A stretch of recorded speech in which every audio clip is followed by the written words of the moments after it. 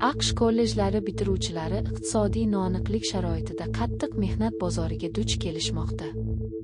Nyu-York shahri, AQSh har yili may oyidagi soat mexanizmi singari yaqinda bo'lajak kollej bitiruvchilari Nyu-Yorkdagi Washington maydoni bog'iga kepka va ko'ylaklarda, odatda binafsha rangda, yaqin atrofdagi Nyu-York universitetining maktab rangida kirib kelishadi. Fotosuratlar uchun asosan 20 yoshdan oshganlar to'planadi. Ular kollej hayotining bashorat qilinishi yaqinlashib kelayotgan va yangi bitiruvchilar keyingi nima bo'lishining noaniqligiga duch kelgan paytni ko'rsatadi.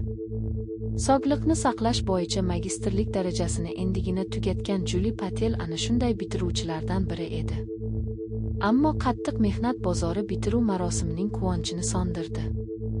O'ylaymanki, men ushbu dasturga kirganimda va undan ish qidirish, moliyalashtirish va mavjud bo'lgan narsalar nuqtai nazaridan umid qilishim ikki xil narsadir, dedi Patel Al Jazeeraga.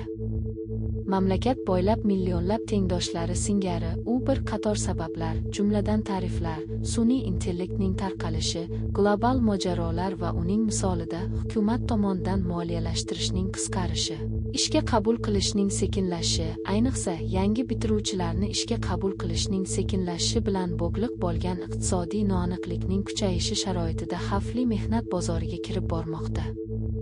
Amerika Qo'shma Shtatlari Labo byurosi tomonidan e'lon qilingan eng so'nggi ish o'rinlari va mehnat aylanmasi tadqiqoti